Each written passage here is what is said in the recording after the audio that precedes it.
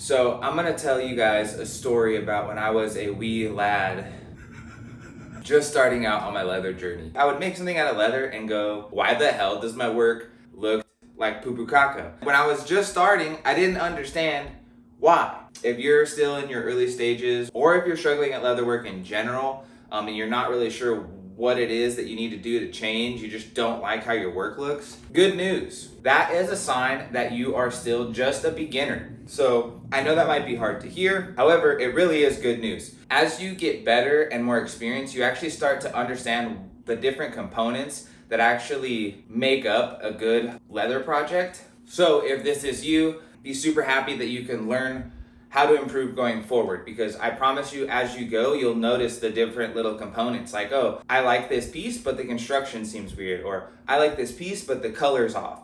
So there's different elements of a leather piece that actually makes it good. It's not just, oh, this is good. And today we're gonna talk about those things. We're gonna be talking about tooled leather projects for the most part. This does apply to other leather projects that have no tooling, that are just straight leather. But you'll see a couple of those things don't really apply to stuff without tooling. So we're gonna jump right into what I believe makes a good leather project good. So the first thing we got is finesse. This is just the overall polish of a project. How smooth is your tooling? How flowy is your floral? This is the thing that the beginners are gonna struggle with the most. The finesse and the hand-eye coordination is the hardest thing to acquire and fine-tune. That is something that's gonna just get improved on over time. So the finesse is almost what comes last, but it is the thing that you'll first notice when you look at a piece of leather from somebody who's really good. You just go like, this is just so flawless. It might not even be necessarily a good piece, but the finesse is so there that it just looks nice. The next thing is construction. So for example, a way construction can help or hurt you is, say you make a bag, right? And you're not using the right weight of leather. Things are weird. You know, you have maybe rigid sides and a soft gusset, and then the gusset is kind of so soft it makes your piece look kind of dilapidated. This can either be the materials that you use, or construction can also be the way that a piece is kind of designed, and the construction of it might not be appealing to the eye. We can actually break this down into design. So we can almost call construction and design kind of part of the same.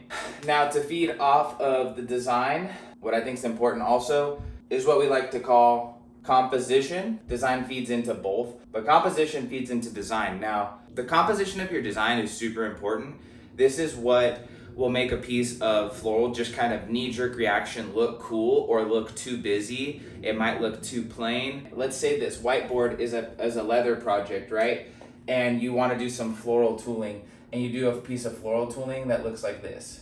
And this is all you have. You have this giant ass blank space and this piece of floral tooling in the corner that doesn't really fill anything up. Now, better composition on something like this, rather than do something that tiny like this, you have a bunch of blank space, you know, you could have a cooler, more interesting design where, you know, your floral kind of comes out like this, and you tool in this section, which is going to cover so much more ground and fill your piece up and have a nice balance throughout everything. Now, the next thing that kind of goes along with composition are going to be your color choices. Color, for the most part, comes down to personal preference. However, there are colors that are just more naturally pleasing to the eye. So if you pick something that's gonna be bright and obnoxious and just not look good, then you're gonna have a problem. Now, the problem with color is that you can sit there and study color theory, and you can go to art school for all this kind of stuff. But as leather crafters, not a lot of us get that opportunity. So color is something that you're gonna just develop over time. Color can also be, you know, your paint options when you're painting something. You know, you might have a really pretty natural kind of earthy tone, for example, like this guitar here, and do some browns. And then you come at it with some super hot pink. Hot pink has its time and its place. It's a color preference. But if you go with something super natural, super earthy, the two colors are gonna clash. So for example, if you're gonna do hot pink, a better option would be to do something that is a little bit darker, more along the lines of black, that actually complement and contrast that pink to give you that bright pop of pink, instead of two colors that are basically fighting over your attention, and there's kind of this dissonance between the two. Now, my last point is going to be the one that's the most debated: originality.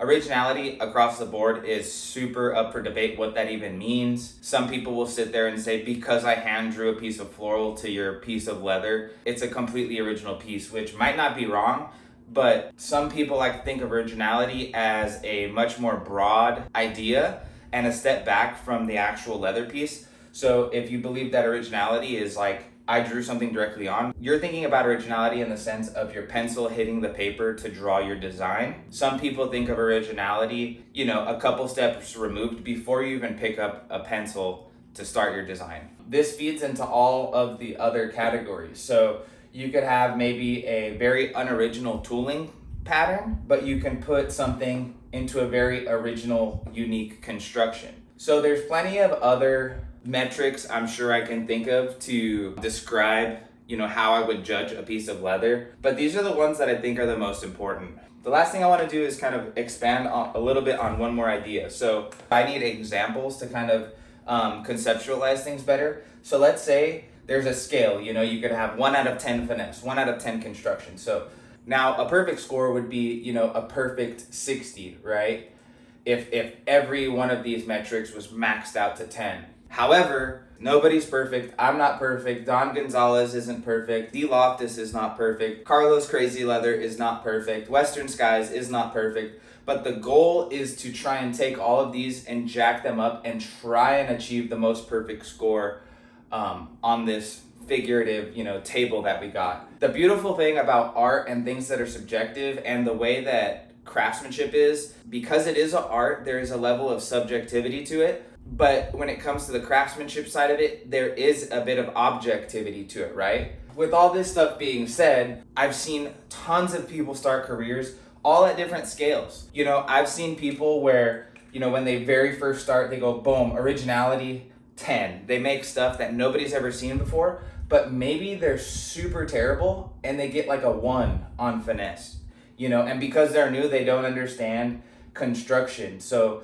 they're at a 1 there. But because their originality is so cool and they use really vivid colors and maybe their design is really interesting and they get a 10 here in design, their originality and their creativity kind of leads them, and that's their strong point. But they're super sloppy. Their pieces don't last very long. You have to figure out where you're at on this scale, and they're all things that you can improve on.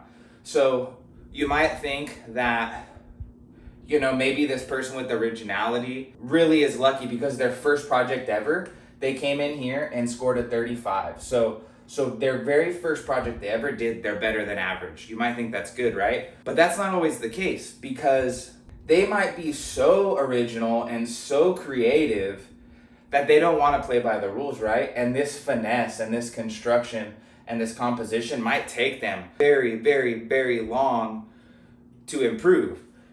People are gonna be blown away with their creativity, but when they receive one of their projects and maybe the construction is so poor that the project is not even usable, the customer is super pissed. So what good does this perfect score of originality and design, what good does that really do if you do a better than average project, but when you send it to them, the customer hates it? Now, it's been my experience over the past, over 10 years doing this. There's different kind of what I like to call archetypes of leather. The last one I just went over was the creative person, where they're so creative that like they slack really hard on the construction and stuff of their piece.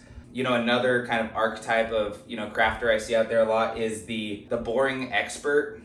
And this is a guy who he's done this professionally for 20, 30, 40 years. So his finesse is just off the charts, right? This dude is a master. Perfect by the textbook, right? So he's a pro at the finesse. His construction is very good. He's got a 9.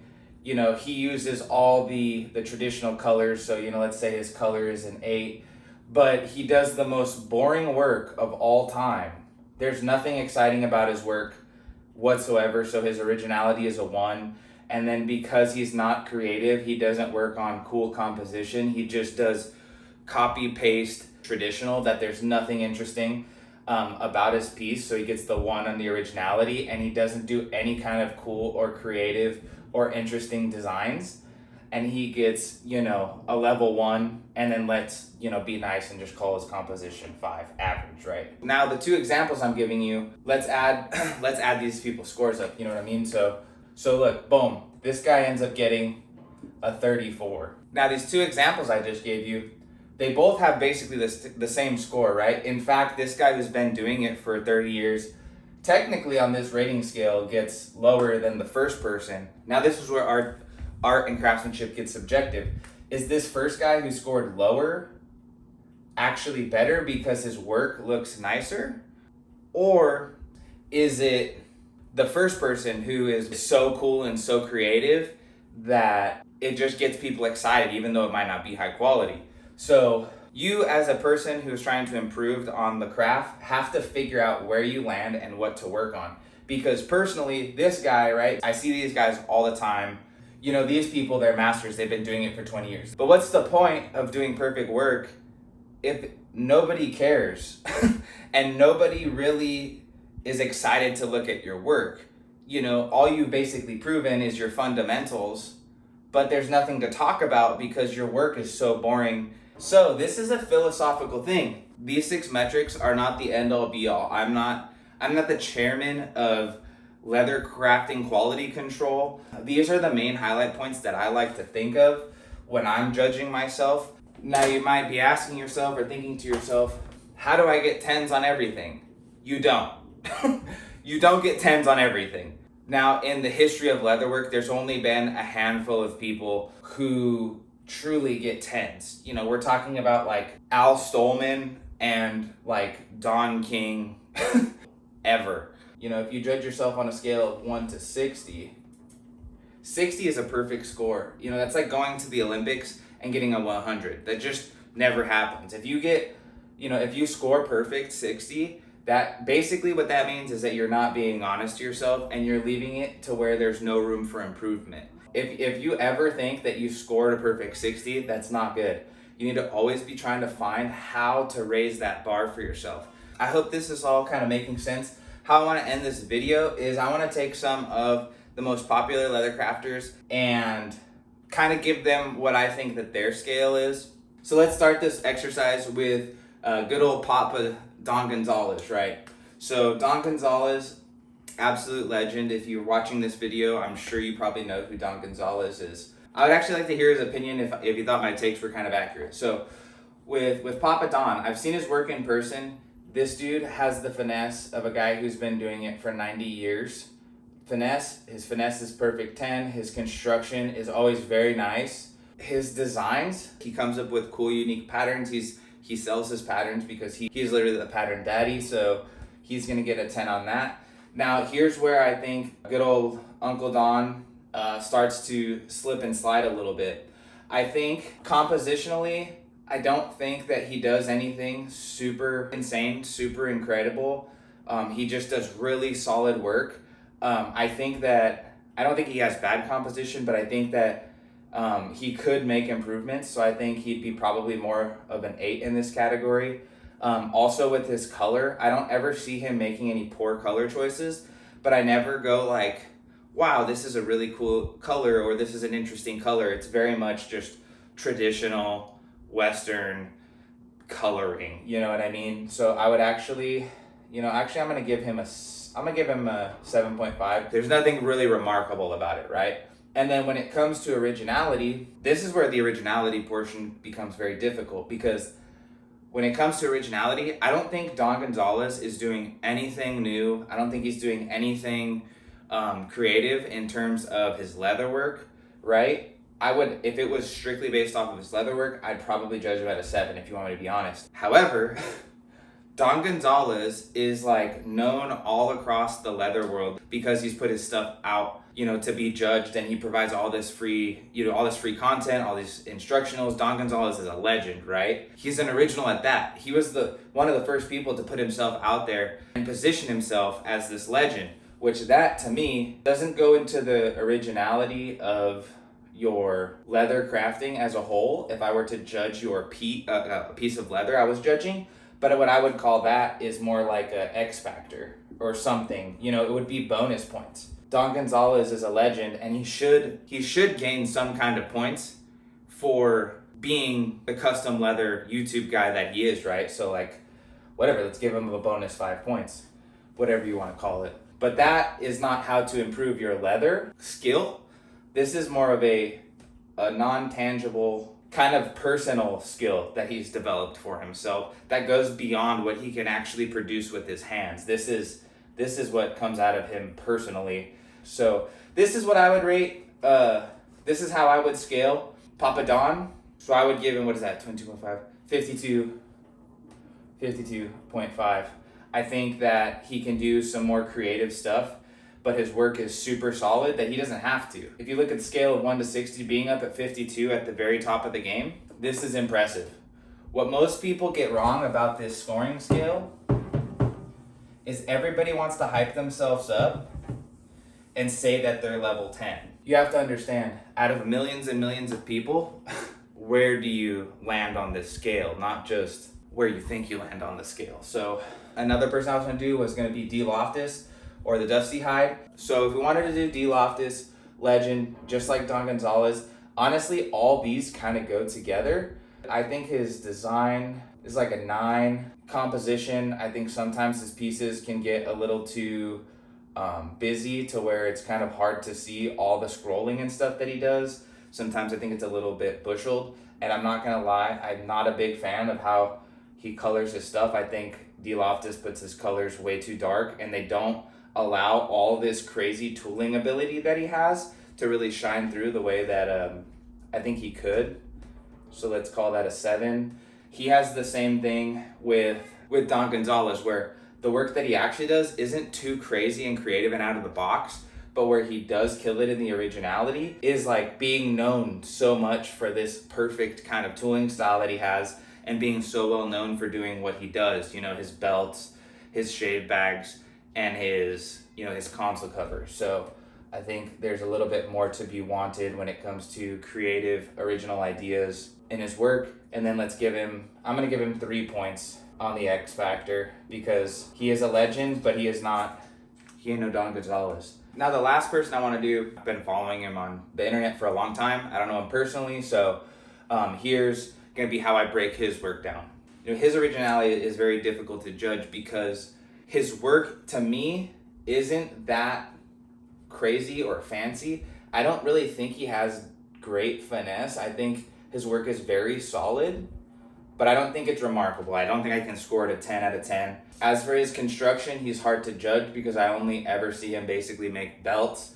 However, how many belts that he does make, I cannot imagine. His construction on his belts is subpar, because this dude charges like $600 a belt, and he has people lined up for months and months. So his construction's got to be there, right? I think there's a little bit that could be left for wanting more on his design as well. But what he does have is being super cool and super unique. So he is a very original person. He can market himself in that way because his work does look like his work. You know, this character that he's built himself is very impressive. But where I think he lacks the most is I don't think he does anything interesting with his colors. So I'm gonna hit him hard here. I'm gonna give him a 6.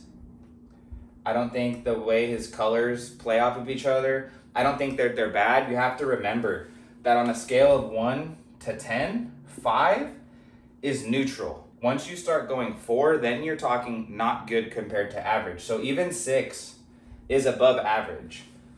So no disrespect, but I don't see anything interesting with his colors. But compositionally, I think the tooling is kind of just stripped down. There's nothing really fascinating about it, so I'm gonna give him a 7 here. So here's where the biggest monkey wrench of this whole video is, which it's been a climb for him. I've watched him do it, but he's exploded in the past little bit. Do all these numbers really mean anything at all? I don't know. Now, I don't know what any of these people make. I don't know what other leather crafters make. I don't know how many orders they get. I don't know anything about that whatsoever. That's all their own personal business. But these skills only matter if people order. You could be the best person in the world. Let's say you get that perfect hypothetical score of 59.9. What's the point of this if nobody buys anything from you? Don't get too caught up in all these numbers, all these metrics. What you need to do, focus on what you're good at, lean into your strengths, and if you have weaknesses that you feel are bringing down your work as a whole, you need to improve those. If you do perfect work across the board, but you use colors so hideous that nobody would ever want to buy anything from you ever, what's the point of doing everything else perfect, right? Or you can suck all the way across the board, but have a really cool, unique idea and have people lined up around the block to buy your stuff. So the most important thing about this whole video, if you take anything away from it, is just understand how to break your work down and analyze it in a way that you can be honest with yourself. In fact, I'm gonna end the video off with me scoring myself just to get some rage bait comments here at the end. I think originality, my strong point, I'm gonna give myself a 9. Ain't nobody do it like me. Color, I think I make sick ass color choices. I'll call it an 8. I think composition, I'm also pretty good at. I'll call myself a 7. There's still times where I go like, oh, I should have made the floral this way instead of that way. I think my designs are pretty sick. I'll call myself 8 on the design. Construction, I'm not gonna lie, I do struggle with construction of things. I'm not very good at numbers and laying out patterns and stuff like that. So I'm not gonna lie, construction is one of my weak points. I'll give my construction a 5. And as for my finesse, another one of my weak points, I tend to do a lot of tooling, but move very quickly. So my tooling can be choppier when you compare it to, you know, Don Gonzalez and these people who are super legends. So I'll give myself about average finesse as well. So that's where I think I judge myself. I think my originality and my color and these kind of metrics, I can kind of probably just chill on those. And what I need to work on moving forward myself is to give myself a little bit more finesse and round off those edges and make things a little bit smoother so that these things down here will pop up as well. I think also with construction, I can set aside more time this upcoming year to kind of experiment and try new patterns and new shapes and new projects that I can put, you know, the stuff that I'm good at, I can try it on these new things here. So I hope the title rage baited you, and I hope you left a hateful comment. But if you like that video and like this weird philosophy of this leather crafting stuff, this is my life. This is all I do. So feel free to tag along for my leather crafting journey, and maybe we can have some more philosophic debates about leatherwork. Catch you next time.